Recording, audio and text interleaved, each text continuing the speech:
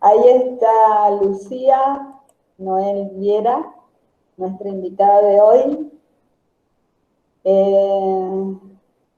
Lucía parece que tiene calor. Nosotros todavía no tenemos tanto calor. Ya nos contará por qué tiene tanto calor. Bueno, nada.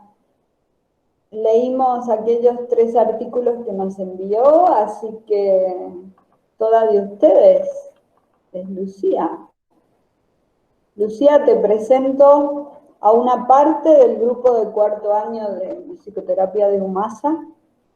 A la tarde vas a conocer la otra parte. Son 24, estamos divididas. Bueno, las dejo con Lucía. ¿Te presentás vos, Lucía? Sí, ya activé mi micrófono. Bueno, muchas gracias, Cora, por la presentación, por la invitación. Creo que ya todos conocemos bien a Cora, así que sabemos de su generosidad y de la apertura a distintos espacios y a distintos encuentros. Así que, bueno, agradecerte una vez más, como siempre. Y nada, yo tengo calor porque estoy en España. Por eso estoy de musculosa. Hoy hace un día muy caluroso.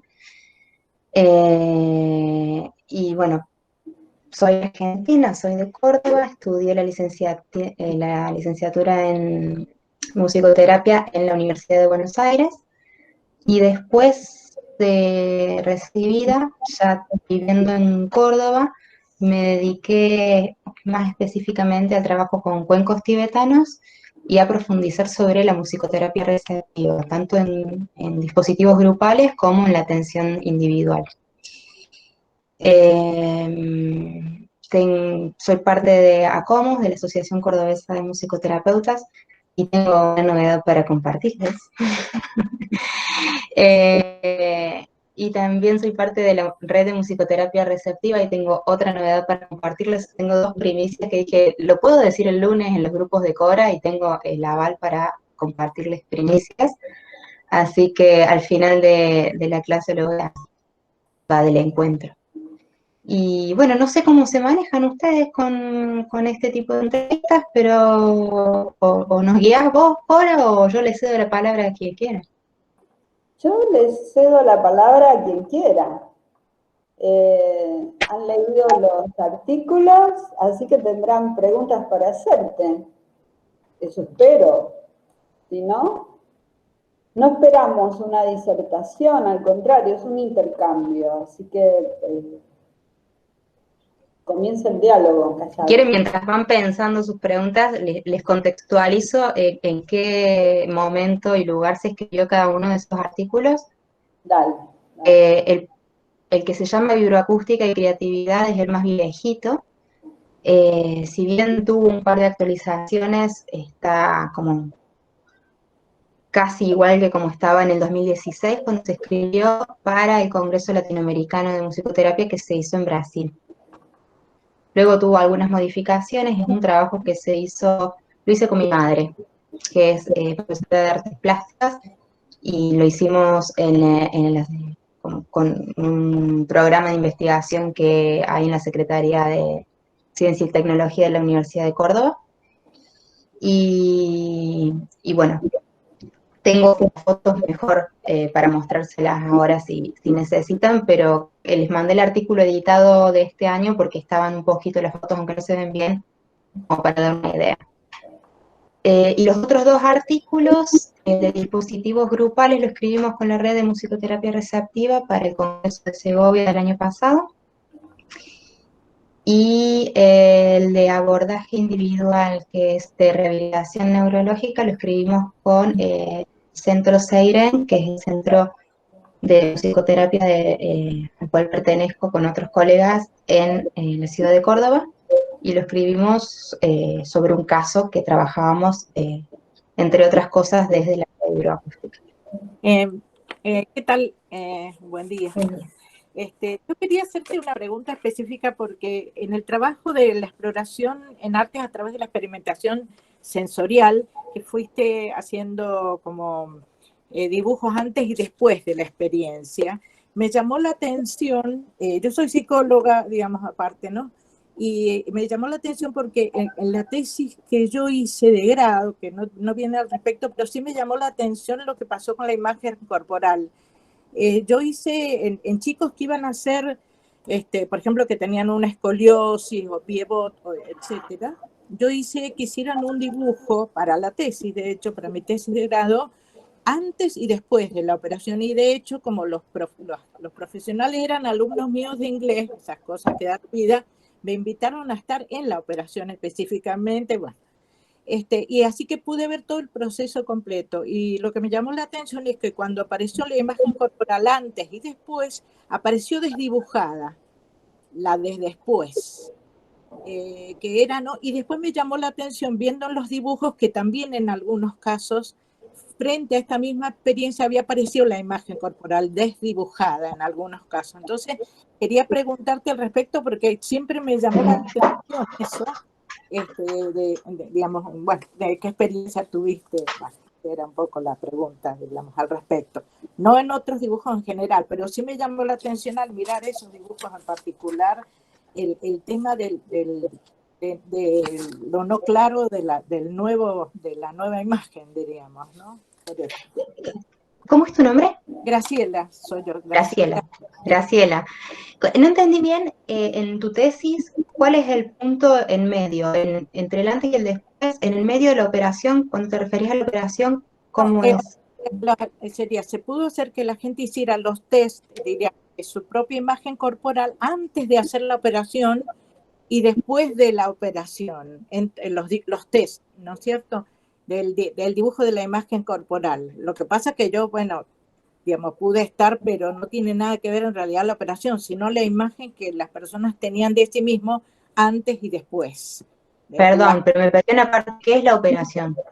No, la operación de piebot o de escoliosis o las operaciones específicas que se hicieron ortopédicas, digamos. Ok, perfecto. ¿No?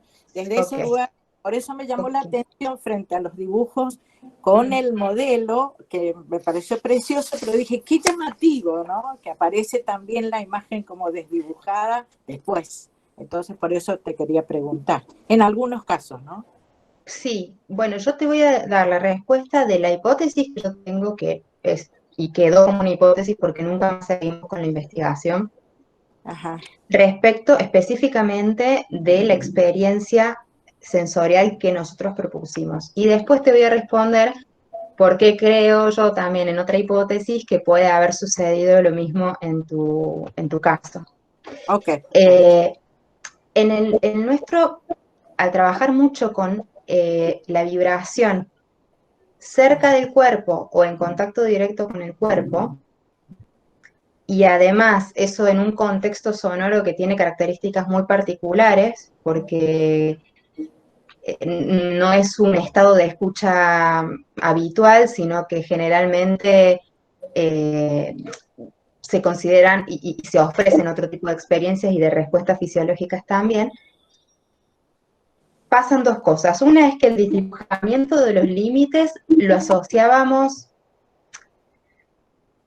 a la permeabilidad o al desdibujamiento a nivel perceptual del límite corporal que uno tiene cuando se ofrece esta vibración en contacto.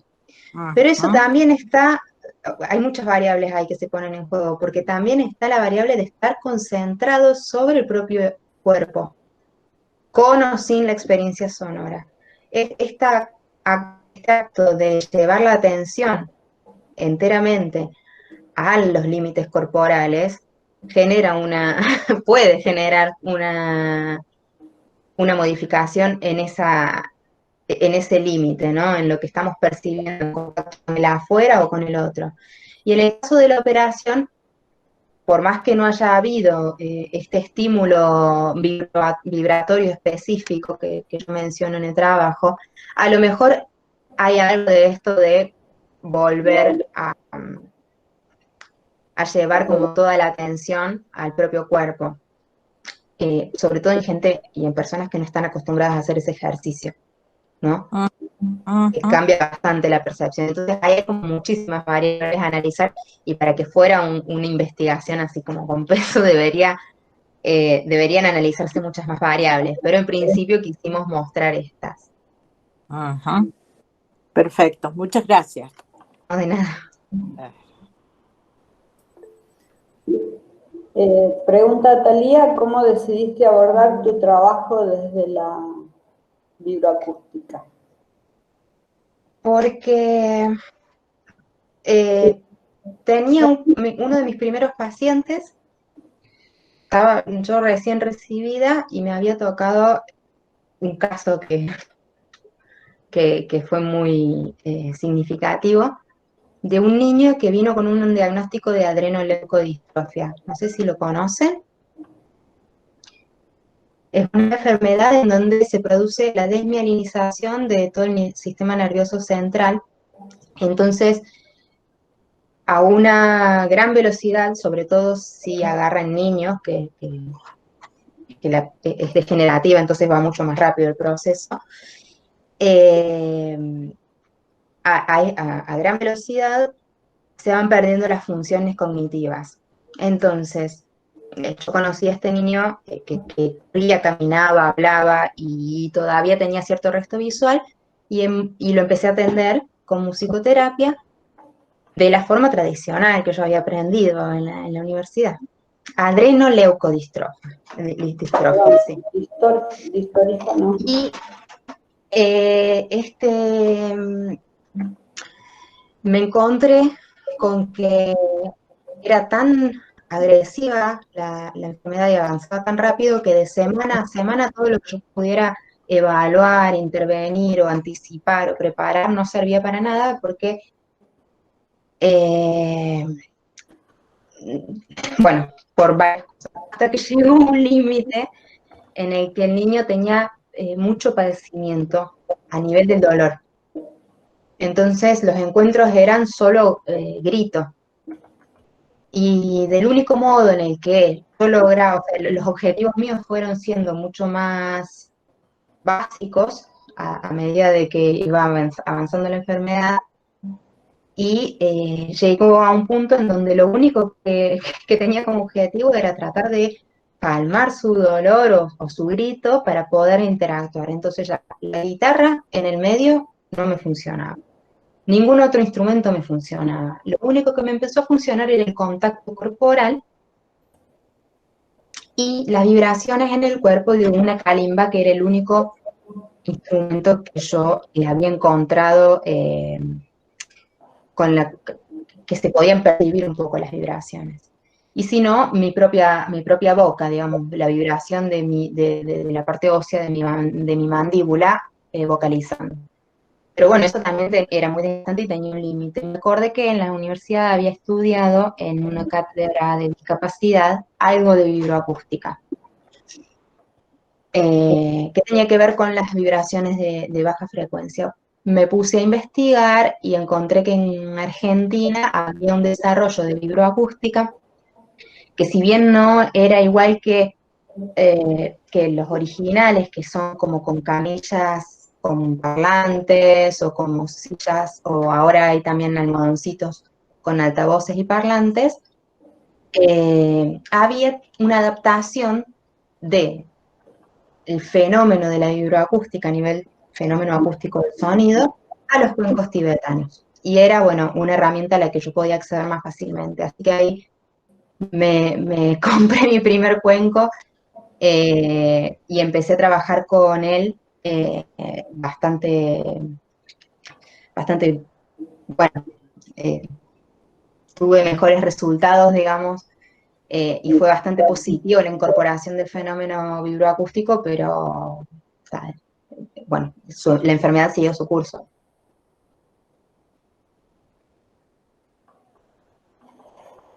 No sé si respondí, se hizo muy larga la introducción a mi entrada a la vibroacústica. Talía no tiene micrófono hoy. Ah, sí, gracias. Bueno. Te cuento que está en Santa Cruz. ¿Ah? Sí. Bien. Tenemos una en Jujuy también, que es Rocío, y una en Nueva Zelanda, que es Maca, que dice César Ruggeri, está en Nueva Zelanda. Así que... Ah, bueno. Tenemos, bueno, para los que están en Argentina, tengo las novedades sobre el año que viene que les pueden llegar a interesar. Ah, Y bueno. si de Nueva Zelanda se quiere volver para el año que viene y se puede, también hay, hay novedades. Bueno, ¿qué más preguntas? Yo. Sí. Fabi, Hola, ¿cómo estás? ¿qué tal? Estuve leyendo el artículo donde vos describís el encuadre, o sea, estás hablando del abordaje musicoterapéutico, que ahora no lo voy a encontrar, lo tenía acá armadito, y me llamó la atención, o quiero saber qué pasos seguís vos, tanto para abordar, digamos, al grupo familiar, como para trabajar con el paciente solo. ¿Viste? Cuando vos definís, creo que el MTI y el MT2, si no me equivoco. MTI y MT2, sí. Es decir, estos pasos que te llevan a trabajar con el grupo familiar, la historia sonoro-musical, la estimulación emocional, es decir, cómo empezás vos. Nosotros tenemos entendido que siempre el encuadre comienza antes, ¿no? Que uno se va a encontrar ya sea con el grupo familiar o bien con el paciente individualmente. Es decir, cómo vos te preparás, cómo llegás a los datos familiares, al núcleo familiar, a los datos del paciente, cómo te enfocás vos en esos espacios tan diferentes. Bien, ok. Bien. Ese trabajo, que es el de rehabilitación, de neurorehabilitación, es en realidad, MTI y MT2 son MT1 y MT2, que son el musicoterapeuta 1 y el musicoterapeuta 2. Es referir a dos musicoterapeutas que van al encuentro del paciente o de la familia con dos miradas que, si bien en teoría parten de una base que es diferente, son complementarias. El musicoterapeuta 1 es mi colega, Yamila Giorgi, y el musicoterapeuta 2 soy yo. En ese momento, en Seinen éramos solamente dos, ahora ya somos un poco más, y el abordaje, que no lo seguimos haciendo a ese tipo de abordaje, era completamente de a dos. De hecho, las entrevistas las hacíamos en conjunto y a los pacientes los veíamos en el periodo de evaluación o más adelante los veíamos a veces entre dos musicoterapeutas y a veces una sesión cada una. Ese caso en particular lo que hace es una referencia un poco arbitraria. ¿En qué sentido? En que refiere que la musicoterapeuta uno va a estar estimulando, observando la historia sonoro-musical o la esfera más emocional, y yo estaría más enfocada en la parte de la rehabilitación a través de las vibraciones. Eso es completamente como para hacer la clasificación inicial. Después se cruzan todo el tiempo los caminos en función de lo que necesita el paciente. Lo que pasa es que esa paciente en particular, cuando la recibimos, tenía un cuadro muy complejo y no se sabía ni siquiera si había resto cognitivo para poder interactuar. Y estuvimos 3 años, bueno, todavía es paciente del centro, pero estuvimos bastante tiempo buscando y encontrando lugarcitos por donde meternos y también con su familia. Y fue muy interesante porque si bien tiene un equipo terapéutico, cambió el equipo, pero siempre tuvo un equipo terapéutico muy grande y mucha atención. todavía la familia se encontraba en un momento de shock en donde de la parte emocional no se podía hablar, como que se limitaban a un trato a veces con características infantiles, todavía estaban aprendiendo cómo convivir con ese cuadro nuevo. Entonces, al principio el abordaje es más como está planteado ahí, luego se cruzó todo. Y lo que tenía de positivo es que cada una de las sesiones es relevado todo lo que ha sucedido por mí, por ejemplo, si la sesión la hice yo, eso va en la historia, en su cuadernito y en la historia, pero además es conversado semana a semana con el otro musicoterapeuta. Entonces, el otro musicoterapeuta va y trata de evaluar esa misma función, y es mucho más completo o rico el poder conocer a la persona, porque mi colega me daba mucha información que yo no había podido quizás apreciar, y yo le podía dar mucha información que no había podido apreciar, y tenía que ver con que los modos de trabajar de nosotras dos son completamente diferentes. Sí. Ahí te pregunta Talía, bueno, ¿por qué ya no realizan ese tipo de abordaje? Por culpa mía, porque yo me enamoré y me dediqué a viajar. Y en realidad yo no estoy durante todo el año de manera continua en Córdoba. Voy y vengo. Entonces, cuando voy, sí, porque la familia tiene un vínculo fuerte también conmigo y piden que yo vaya. Pero ahora hay otra musicoterapeuta que va y hace otro tipo de trabajo, trabaja más con la familia. Siempre hay como dos musicoterapeutas que van y complementan. Pero no se siguió desarrollando ese abordaje en particular porque no estoy ahí presencialmente. De hecho, casi todos los pacientes que compartíamos, ahora, si bien yo hago evaluaciones desde mi área, y cuando voy a Córdoba les hago una evaluación, no estoy en el proceso semana a semana, y no podemos continuar con exactamente el mismo abordaje. Andrea. Hola, Lucía, gracias. Mi pregunta tiene que ver con cómo te tratan tus colegas y cómo reciben y cómo comparten tu mirada y tu hacer musicoterapéutico. ¿Qué te encontraste en este caminito de posibilitar el acceso desde otro lugar sonoro ante el mundo de otros profesionales con otras miradas? Bien. Quiero ser políticamente correcta al preguntar. No, está bien, igual se entendió. Es loco Me parece que me hagan esa pregunta. Es raro que me hagan esa pregunta. Quiere decir que hemos avanzado muchísimo en pocos años, así que está buenísimo la pregunta.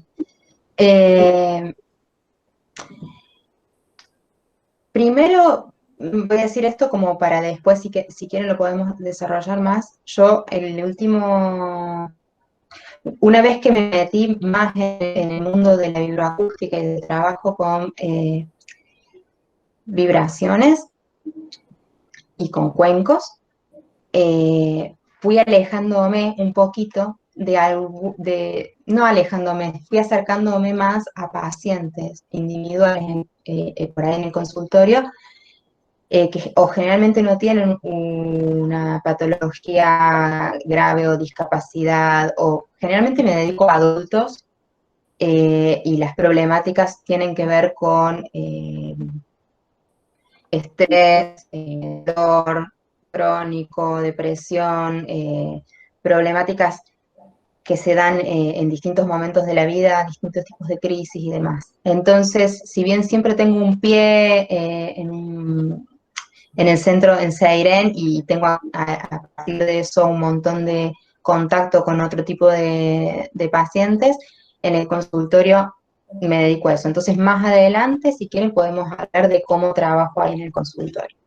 Y respecto de la pregunta de Andrea, yo creo que cuando yo empecé con esto en el 2013. Y pasa como en todos lados. Sí sentí que algunas colegas y sobre todo profesores juzgaban la actividad desde un lugar negativo, pero la verdad es que no me detuve en eso porque yo estaba muy atraída por el tema vibracional y la verdad es que no le di lugar a ese tipo de cuestionamiento. Me parecía más que era de poco conocimiento. Y de a poco empezaron a aparecer personas, colegas, que se fueron acercando a las formaciones, o que simplemente venían de otros lugares, qué sé yo, Cora tenía recorrido por ahí en España, entonces venía y me decía, te traicioné y me hizo una sesión de cuencos con otra persona. Entonces, siempre tuve acceso a colegas que tenían otro tipo de visión y no hacían un prejuicio de base. Con el tiempo eso ha ido cambiando muchísimo. Y la verdad es que ahora hay un poquito más de apertura y de interés y de ganas de ver cómo se trabaja con eso. En España me ha resultado mucho más fácil, es como que el terreno está más allanado. En Argentina todavía no.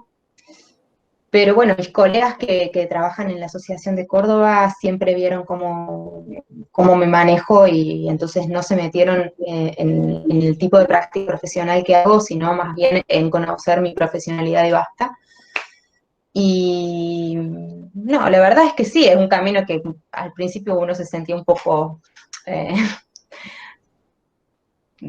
puesto ahí de aparte, ¿no? Pero bueno, ahora estamos por sacar eso es una de las novedades que les tengo, es que estamos por sacar un curso de musicoterapia receptiva, no solo de trabajo con cuencos, sino de musicoterapia receptiva en general, porque bueno, este año ha habido un interés mayor aún sobre ese tipo de trabajos y a los que nos dedicamos a esto, que somos muchos más que yo, hay mucha gente que ya se dedica a esta rama, nos parece súper importante que se conozca el trabajo que se puede hacer desde la musicoterapia receptiva, o para, si uno quiere e interesa dedicarse a eso, o por lo menos para saber cuáles son las nociones básicas e incorporarlas a la propia práctica, que sea cual sea esa otra práctica, porque siempre estamos hablando de sonido y de música en relación con el ser humano, y hay ciertos conceptos que son muy interesantes de saberlo simplemente por ser musicoterapeuta, no por dedicarse a una cosa o a la otra. Hola, sí, me pareció súper interesante esto que compartías. Justamente te quería preguntar eso, que con qué tipo de personas trabajás, porque por ahí yo me ponía a pensar por ahí con niños, ¿se puede dificultar un poco más este tipo de abordaje? O si has tenido experiencia con niños, ¿cómo han sido? Porque eso por ahí me llama la atención y a eso, esa es mi pregunta. Bueno, respondo primero a Rocío y después a Guido.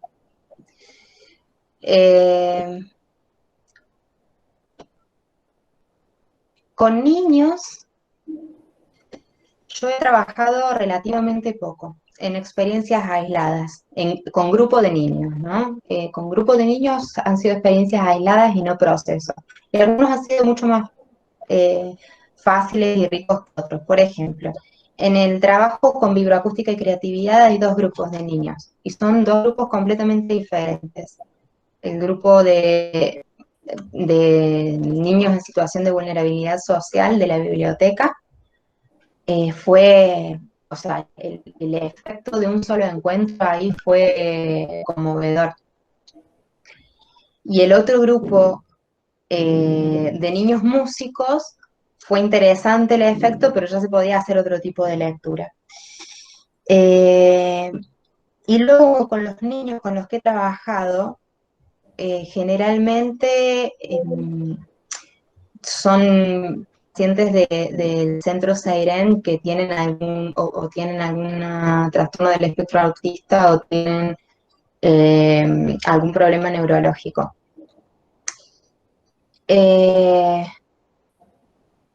Y por supuesto que no tiene nada que ver la sesión, cómo se estructura desde la musicoterapia receptiva con niños que con adultos. Con adultos tengo toda una estructura de sesión que ya me queda súper cómoda y que me encanta y podemos navegar por distintos lugares. Con niños, medio como que no hay estructura, se trabaja como se trabaja siempre con niños, solo que desde esta otra visión, teniendo en cuenta cómo está pudiendo responder a determinados estímulos y cómo el trabajo desde la musicoterapia receptiva puede colaborar con los objetivos clínicos que uno tenga. Me ha colaborado mucho, por ejemplo, para trabajar con la voz, con los niños, el tema de trabajar con las vibraciones. Pero si bien yo no soy una experta en niños, les puedo, por ejemplo, dar el nombre de Marina San Martín, que tiene más o menos la misma formación que yo, pero ella se ha dedicado siempre más al trabajo desde este abordaje con niños. Y bueno, ahí entran en juego muchísimo la metáfora, los cuentos, tiene otra vuelta de tuerca distinta a la que trabajamos con los adultos. No sé, Rocío, si estás conforme con la respuesta. Sí, sí, muchas gracias. Bueno, y Guido, a ver qué decías, Guido. ¿Trabaja en terapia intensiva o neo?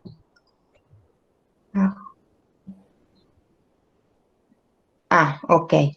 Entonces, si te trabajó algunas veces en terapia intensiva o neo, yo no. No, yo particularmente no he trabajado en neo o en terapia intensiva. He trabajado siempre como en los casos que está más comprometido el paciente, pero siempre está en domicilio, no está en hospital. Y el que te pregunta de se llama Álvaro. Ok. Perdón, pero Guido, si se podría adaptar, yo creo que sí, y que es necesario. Yo porque no he tenido ese recorrido, pero es necesario que alguien empiece a pensar en eso que estás preguntando vos, porque no hay mucha gente que haya podido llevar el tema de las vibraciones específicamente a terapia intensiva y neo, y para mí, sobre todo en terapia intensiva, porque con neo es más complejo el asunto de trabajar con estímulos vibratorios demasiado intensos, pero en tratamiento del dolor, por ejemplo, o con estimulación sensorial y demás, trabajar con las vibraciones en ese contexto, como que para mí estaría súper indicado. Si bien es muy nuevo el tema del COVID, ¿qué ideas se te ocurre para trabajar con las secuelas? Bueno, yo por ejemplo, les voy a contar que este año, con el tema del COVID, yo he suspendido todos mis trabajos. Yo trabajo exclusivamente con contacto, sea en grupos como individualmente. Y me falta muchísimo, o sea, me falta en mi vida eso que tenía antes, porque no he ni siquiera intentado trasladarlo a la virtualidad. El primer intento que vamos a hacer por trasladarlo a la virtualidad, pero que tiene otro tipo de características, es con el curso que les comentaba antes. Pero es un curso, no es lo mismo que poder trabajar de manera online. Y es algo que he consultado con otros colegas que están acostumbrados a tocar este tipo de instrumentos y a todos les sucede más o menos lo mismo. Hay mucha resistencia a poder llevarlo en la virtualidad, la verdad. Pero para trabajar con las secuelas, ahí sí, ahí yo el día que hayamos podido superar este momento y que sea seguro poder volver a entrar en contacto, yo me voy a hacer un festín porque depende de la cultura, ¿no? Y qué tan acostumbrada esté esa cultura, esa sociedad a el contacto. Pero volver a percibir el toque de un otro, el toque de un instrumento, puede colaborar, por ejemplo, se me ocurre así hablando en voz alta, puede colaborar justamente para poder volver a salir a la afuera y al encuentro con el mundo, tener una preparación primera en cuanto a los límites corporales, en cuanto a la permeabilidad, a qué estoy recibiendo, hasta dónde voy a recibir, dónde siento que quiero poner mi límite, ¿no? Que es muy sensorial, no hay por ahí siempre una racionalización de fondo. Pero yo creo que una vez es algo muy personal, pero una vez que yo se pueda volver que sea seguro de no entrar en contacto, estoy segura que me suenan todos los cuencos. Estoy segura que va a ser una herramienta muy útil en la vibroacústica en general. ¿Y cómo y cuándo aplica el uso de música editada? Y si depende del trastorno del paciente o el aspecto del paciente a trabajar. Tenían un montón de preguntas. Yo uso música editada muchas veces porque tengo la camilla vibroacústica o tengo algún dispositivo vibroacústico. Entonces, depende las herramientas que uno tenga, siempre es posible incorporar la música editada. El tema es qué tipo de música se facilita y con qué objetivo. Si es música meditativa, si es música sedativa, si es música para generar estados de reposo cognitivo o si es música para estimular el desarrollo de imágenes y con eso poder favorecer alguna construcción del orden simbólico. Entonces, más allá del trabajo con cuencos o con instrumentos de sonoridad batiente, gongs y cuarzos y esas cosas, que sería a lo que yo le llamo lo analógico, eso es muy impactante si uno está en la misma habitación percibiendo esos sonidos. Tiene todo un efecto. Pero en este momento de la virtualidad podemos agarrar de la mano a la música editada. Hay excelentes compositores, hay excelente material para poder trabajar de musicoterapia receptiva. Ya no estoy hablando específicamente de la vibroacústica, que era la pregunta anterior, sino la música, entre comillas, sedativa o ansiolítica, como se le suele llamar, para lo cual hay material ya disponible y dentro del curso, dos de los chicos que se dan más maña con estas cosas de la tecnología, van a estar dando herramientas de cómo componer música, o cómo editar música con esas características para poder generar un ambiente receptivo. Y si depende del trastorno del paciente, del aspecto del paciente, a mí no me gusta pensar en esos términos, sino más bien pienso en adaptar el uso de la música a la necesidad o al objetivo de trabajar en ese momento de consulta.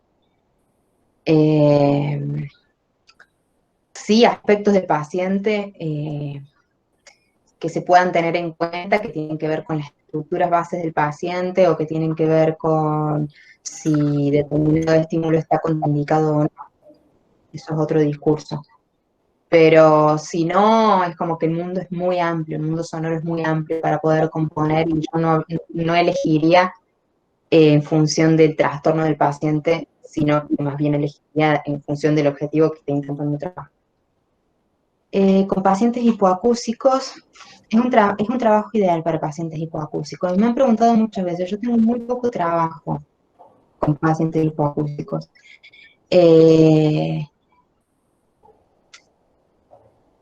Pero animo a quien sea que, así como alguien tiene que desarrollar lo de terapia intensiva, alguien debería definitivamente ocuparse del área de hipoacusia, porque de hecho es desde ahí que nace mucho el tema de la hidroacústica. Entonces, bueno, no desde ahí específicamente, pero en sus orígenes tuvo ahí un poco de sustrato en los pacientes hipoacúsicos. Es un trabajo ideal para esos pacientes. Yo no me dedico, pero sí. Y César pregunta, parezco Macarena, que está en Nueva Zelanda. Sí. ¿Y hace frío o hace calor en Nueva Zelanda? Estudio entrenamiento de meditación, trabajo con este bordaje. Qué interesante esa pregunta, Macarena. Sí, en algún punto sí, pero no, depende del objetivo, siempre. O depende de cómo quieras estructurar tu trabajo, porque el trabajo con sonido, cuando yo digo trabajo con sonido es porque estamos más atentos a las cualidades artísticas, a estar concentrados en el timbre, en el rango de altura, en si es perceptible como vibración a través del cuerpo o no. Es decir, cuando uno está concentrado en la materia sonora que se está trasladando. Y ahí, por ejemplo, si trabajas con cuencos, te va a llevar a un estado, casi automáticamente te va a llevar a un estado a nivel neuro que es similar a los estados superficiales de meditación.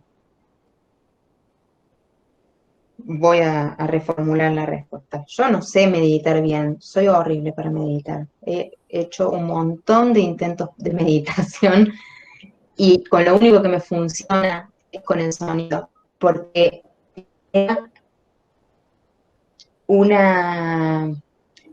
estado a nivel de las ondas alfa, no sé si conocen las ondas alfa.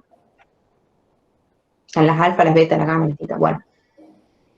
Que es como la antesala a los estados meditativos. Entonces, en mi caso en particular, que tengo un poco de resistencia porque produzco mucho, o sea, mucho tiempo con lo que se llama, no sé si el diálogo, pero bueno, sí, produzco mucho de cabeza, me resulta mucho más fácil y tengo asociado, por haber hecho muchas meditaciones con sonido, un acceso casi instantáneo cuando escucho el sonido de los cuencos, es como que ahí yo puse mi anclaje para algunas cosas. No es que yo lo considere una necesidad, el trabajo con meditación puede ser menos válido que un trabajo de autoconocimiento profundo del musicoterapeuta. Yo no lo pondría en términos meditativos y basta. No sé si es una condición sine qua non, no me parece. Sí, experiencias con embarazadas hice, no muchas. Es lindísimo porque mucho de los conceptos que se manejan con vibroacústica tienen que ver con esto que les nombraba antes de la constitución del yo y del otro en función del apuntalamiento a nivel del aparato psíquico de todas esas vibraciones que sentimos cuando estábamos dentro del útero. Entonces, hay siempre una sensación en el que recibe más o menos intrauterina. Por otro lado, la vibroacústica tiene ciertas contraindicaciones en el embarazo en cuanto a poner en contacto directo la vibración con el cuerpo de la mamá gestante, porque eso podría generar un estímulo no deseado hacia el feto, hacia el niño que está creciendo. Entonces, sí hay experiencias con embarazadas, pero no en contacto directo con de la vibración en el cuerpo, sino teniendo mucho cuidado de que la experiencia sea más de música sedativa, quizás analógica y con cuencos, pero no poniendo directamente vibraciones en el cuerpo. Pregunta que más que pregunta es para que pensemos entre todos. Ah, no, perdón. Me olvidé. Hay muchos tipos de... ¿En qué se diferencia? No es una clase entera. Yo hago clasificaciones. Una clasificación es según su función. Si son vibroacústicos o no son vibroacústicos. Si sirven para hacer trabajo de vibración en el cuerpo, de masaje sonoro, o si sirven más para la parte de la parte meditativa. Si son sonoridades de frecuencias media altas, entonces en un ambiente, un grupo grande las puede percibir a través del oído y no del cuerpo. Ahí hay una primera clasificación. Y después yo he tenido la suerte, tengo la suerte de ir todos los años a Nepal a elegir uno por uno los cuencos con los que trabajo. Entonces, estuve años usando los cuencos de Argentina, que me encantan, pero después cuando encontré los de Nepal se me abrieron porque son tantísima variedad ahí en los cuencos de Nepal, que bueno, hay algunos que tienen su historia más, no sé, que tienen asociada una leyenda, una tradición, que se fabrican solo en las noches de luna llena, que son los cuencos pedestal, que no son un regalo de Buda, sino de Shiva. De esas hay un montón de historias. Yo, si bien lo enseño eso, lo enseño por ahí más de manera anecdótica porque me interesa más saber la característica sonora del cuenco y para qué me va a servir en el consultorio o en el grupo. Pero ¿en qué se diferencian? En la composición de los metales que tienen, en el espesor, en el tamaño, en la forma y en con qué se los ejecuta. Básicamente es un combo de todo eso. Y pregunta que más que pregunta es para pensar entre todos. ¿En salud mental será recomendable aplicar este abordaje? Pienso, por ejemplo, en esquizofrenia. Perfecto. En realidad está contraindicado en esquizofrenia el trabajo con vibroacústica. Pero con vibroacústica como se trabajaba originalmente, poniendo una camilla con parlantes y demás. Al inicio de mi recorrido, yo estaba trabajando todavía en muchas instituciones. Trabajaba en una institución de multidiscapacidad y en una institución de salud mental. Y por distintos motivos era muy cuidadosa cada vez que, por más que yo estaba muy entusiasmada con el uso de los cuencos, prácticamente no los utilizaba. Ahora, en teoría está contraindicado para los casos de psicosis, porque estamos siempre hablando de estos límites corporales y de cómo se perciben, y si estamos frente a alguien de quien no estamos seguros de que el esquema corporal esté bien constituido, podemos generar a nivel perceptual algún tipo de invasión o, bueno, una especie de brote que pueda hacer porque esa vibración fue interpretada, me sale la palabra, pero no, fue como entendida como cualquier otra cosa que sea producto de un delirio. Y eso puede generar muchísimo malestar. En los libros dice que si hay como un trabajo en coterapia con alguien que conoce muy bien al paciente, se puede intervenir con el recurso vibroacústico. En mi experiencia, lo pude utilizar en algunos casos con psicosis y con Asperger y no hubo un problema. Bueno, es que ese Asperger tenía mucho de psicosis en realidad.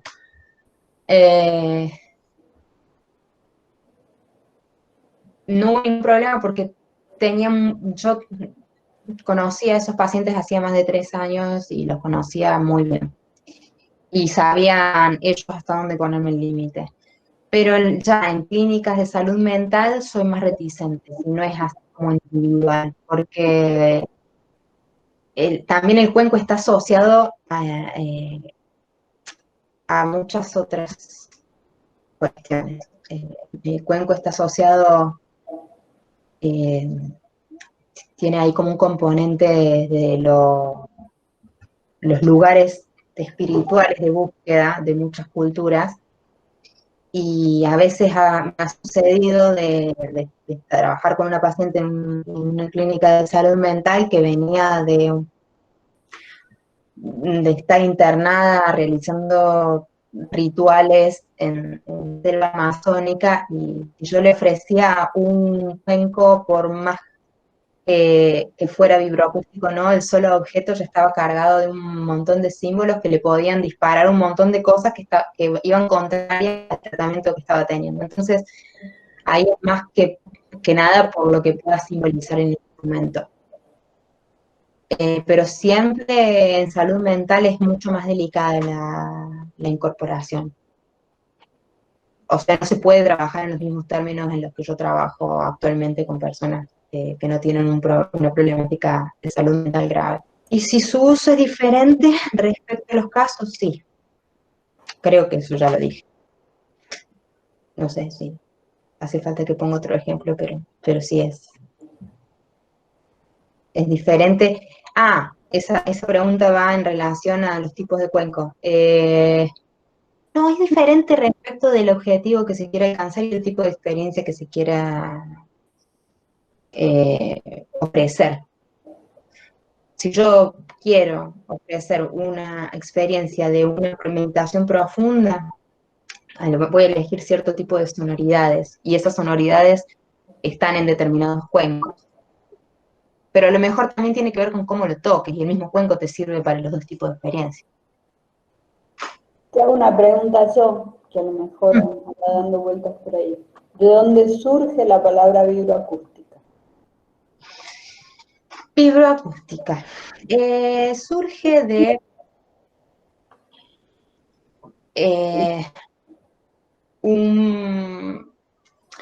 Olaf Skille y Lehikoinen, que son un noruego y un finlandés, creo que era. Escribí los nombres, por favor, en el chat. Olaf Skille todavía, si bien está...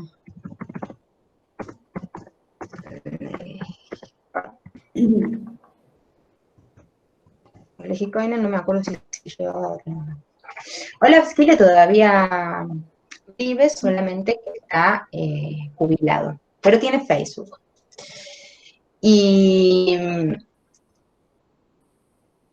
Olaf Skille empezó a hacer, se le ocurrió armar dispositivos de sonido para personas con parálisis cerebral. Era como fisioterapeuta, kinesiólogo, digamos, y trabajaba en un centro de personas con multidiscapacidad, pero sobre todo con personas con parálisis cerebral, con niños.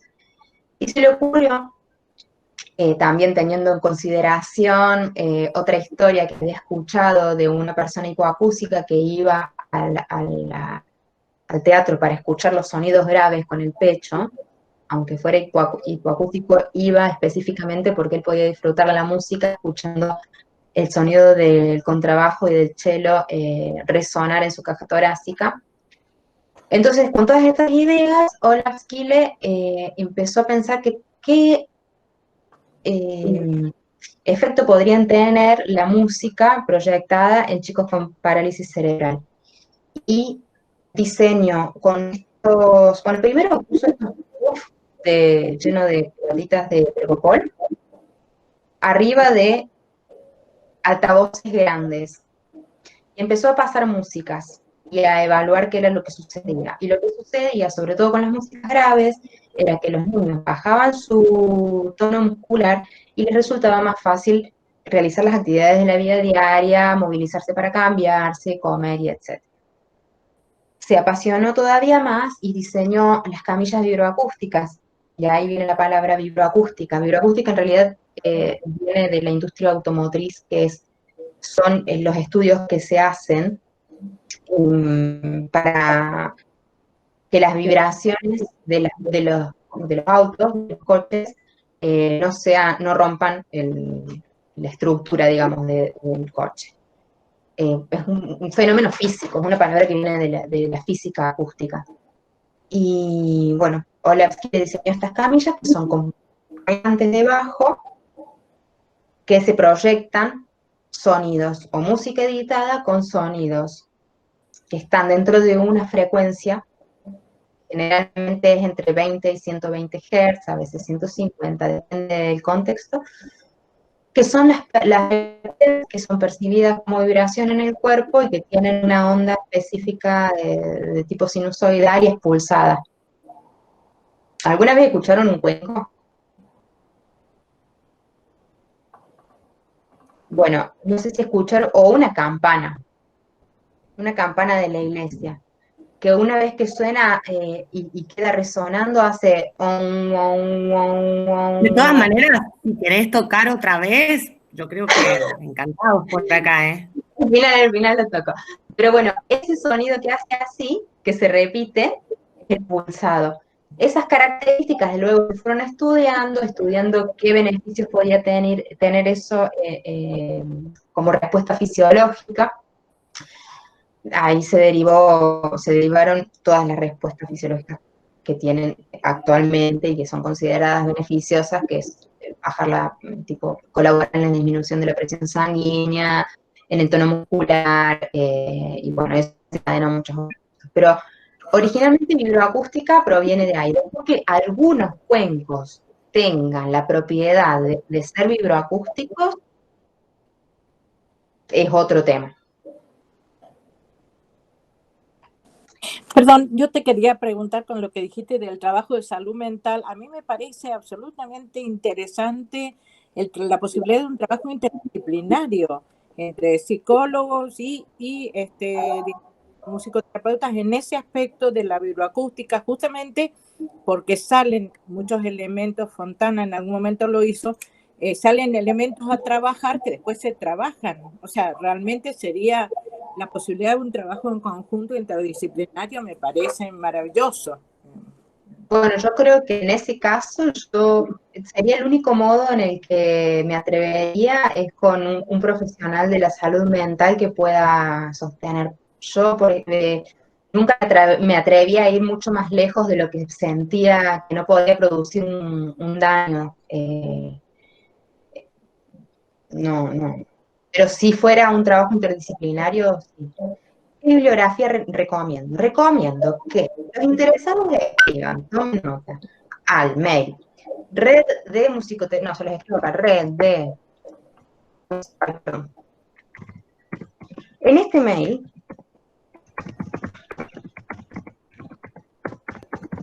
si ustedes solicitan porque están interesados, hay un drive que está público para compartir, que tiene ya bibliografía que vamos recopilando. Tenemos mucha más bibliografía que esa, pero todavía no la hemos analizado. Entonces, ahí está ya puesto lo que más o menos puede ser de interés.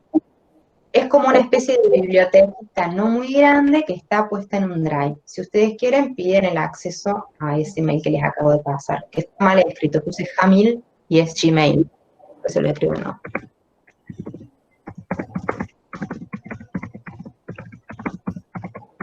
Bien, no soy la única que mezcla. Lucía, yo quería hacerte una consulta, pobre, no te damos abasto, pero, con respecto a las fuentes sonoras, porque vos recién lo mencionaste y yo quería preguntar sobre eso.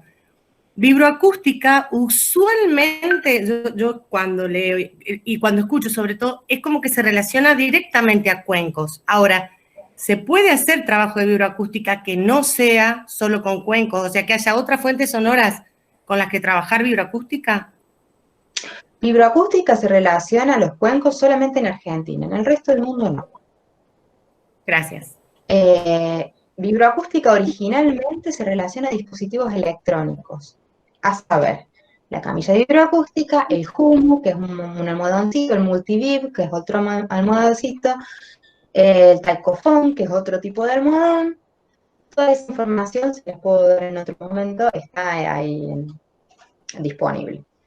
Pero después hay una adaptación a la vibroacústica hecha específicamente con cuencos tibetanos. Pero se puede trabajar de las dos maneras. Yo siempre he trabajado de las dos maneras porque tuve la suerte de poder construir la camilla vibroacústica y es como una nave de vibraciones que a su vez tiene focalmente fuentes de vibración pequeñas que son los cuencos, que pueden ir o no en contacto con el cuerpo. Entonces, las posibilidades de estimulación sonora se multiplican.